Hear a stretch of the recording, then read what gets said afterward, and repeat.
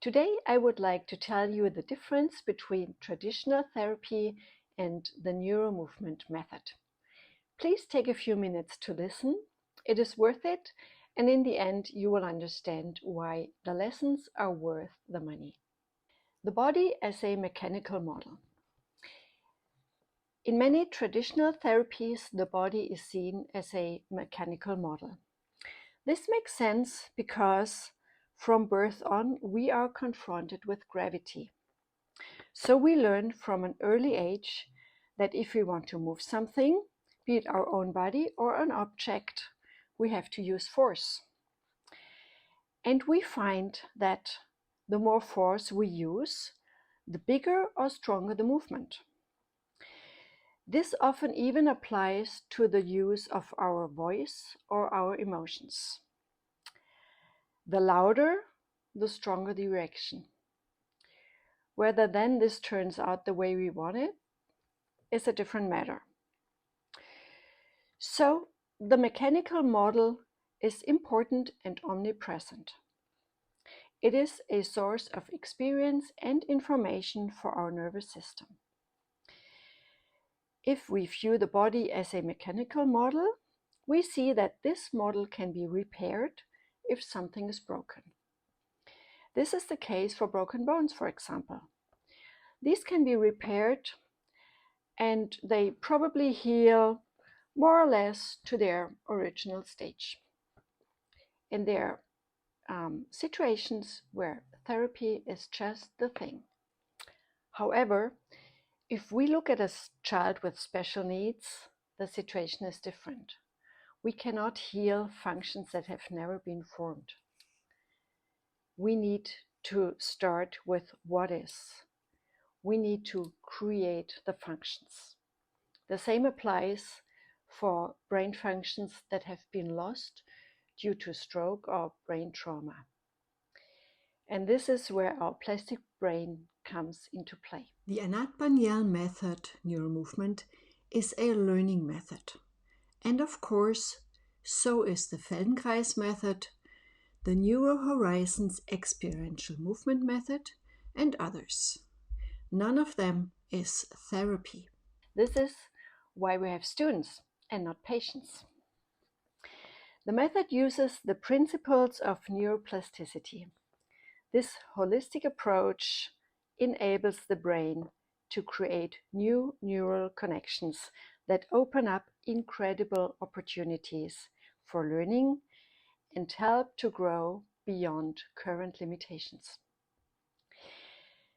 This approach improves brain function, which in turn helps to learn and to think better, overcome pain, move better, and reach new levels of performance.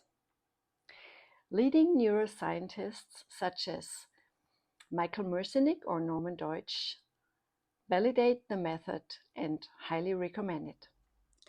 The body as an information system. The brain is designed to respond and create configurations, but has no control over the creation of these patterns. It creates what it learns and does not distinguish between good and bad. The brain responds to the perception of differences, which leads to the creation of patterns and enables the organization of actions. So we have to be very skillful in helping the student to create useful patterns. Stimulation is not information.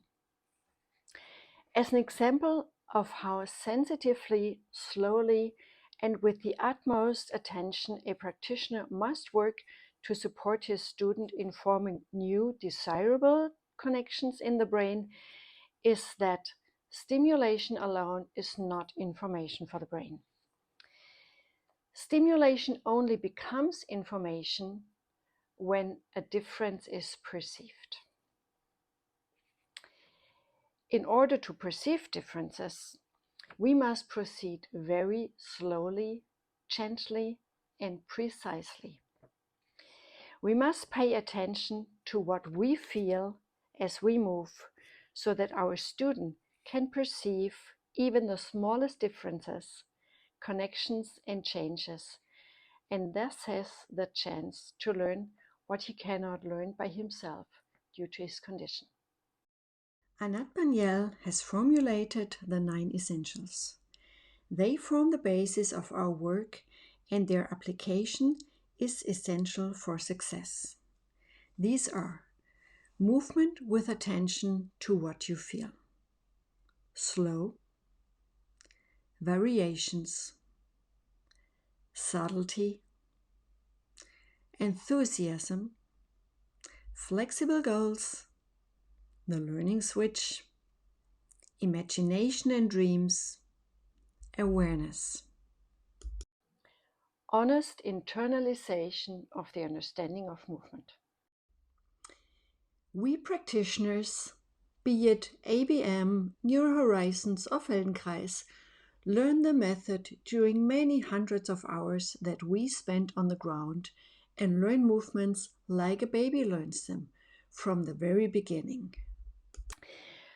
And only when we have really internalized all the connections between our skeleton, muscles, nervous system, and everything that belongs to the body, can we use this physical knowledge to help another person.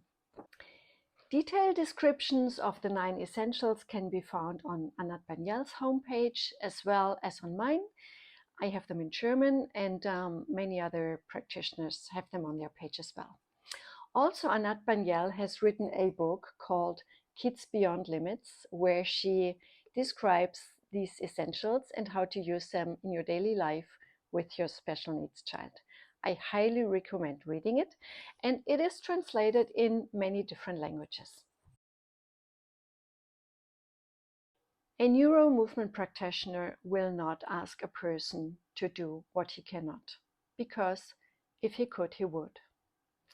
Another basic requirement for a person to learn is that he or she feels comfortable and safe. Otherwise, the brain is not able to learn. That sounds logical, but too often, in many places, this is not the case. For example, when a person is put in a position where he feels unsafe, he needs to use a lot of force in order to protect herself. For example, when someone is asked to walk, who cannot. The NeuroMovement method is a paradigm shift away from wanting to fix what is broken to building a connection with a student to reach their brain through movement. With NeuroMovement, the brain gets better and stronger. Parents over and over tell us about positive changes in all areas of their children's lives. When the brain does its job, it can organize actions, make sense out of the nonsense, and bring order into disorder. We NeuroMovement practitioners take note of your child's diagnosis, but do not let us limit by them. As the brain is plastic, it can learn at any time. This opens up possibilities and learning successes that go far beyond expectations of conventional medicine.